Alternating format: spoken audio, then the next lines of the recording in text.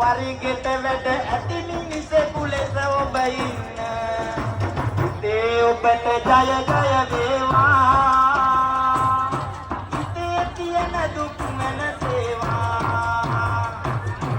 අසිදු පුතේ නොබ ගුණ කඳ මම කියවනවා.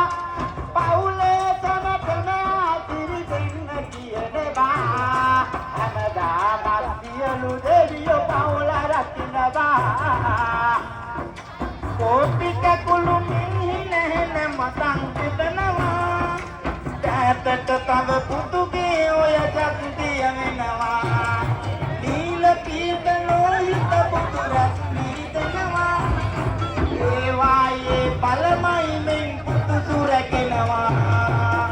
ඊදවස් කියලා තියෙන බා